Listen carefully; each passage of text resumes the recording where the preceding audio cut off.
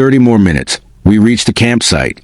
It was awfully dark and quiet, except for the faint sounds of the rustling of the branches and leaves of the trees above and hoots and screeches of whatever it is out there.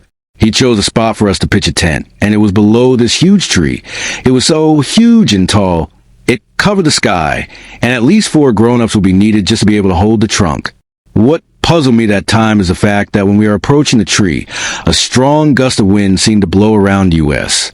I decided to ignore it and just thought that we were in the woods. After all, while he was busy taking out all our supplies and tent, I sat at this large stone and saw a tiny kitty.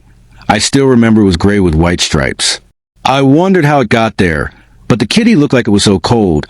I took it and sat beside where Jake was finishing the tent, and he was surprised when he saw me with the kitty. He asked, "San amona kayen?" Translation, "Where'd you get that?" I said, "By the rock." And he just looked at me like he was trying to say something, but I just shrugged and I continued to play with the kitty a while. And I let it go when I had this need to use the little girl's room. Being on the mountain, there are no restrooms or what, so I asked Jake where I can do my business. He just told me to pee on the ground by the tree. I looked, and when I saw it was dark, I just said, "Never mind."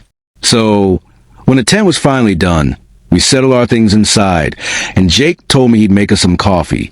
So he took out his portable stove, and when he was about to light the match, we saw the kitty walk up to us and sit by the tent door with 2 more kitties behind it. I was about to get the kitties when he told me not to. Then suddenly, another strong gust of wind came. This time was stronger than before. It blew the fire out of the stove, and the kittens started to meow like they were crazy.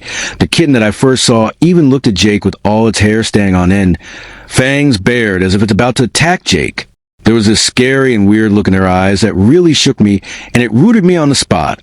Jake had to drag me inside the tent. I am getting goosebumps just by typing this. Believe me, once inside the tent, the wind kept on blowing harder, almost to the point where the whole tent was shaking. The kittens are still meowing louder, and all of a sudden, as if on cue, when the kittens stopped meowing, the wind died down as well. That was really the point where I started crying and telling Jake that I want to go home. He just kept on telling me that everything's going to be all right. He told me to just close my eyes and try to get some sleep, as if I can sleep.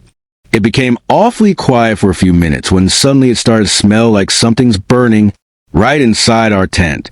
I sat up and looked at Jake, and what he did next actually surprised me. He hugged me and told me, "Let's just pray."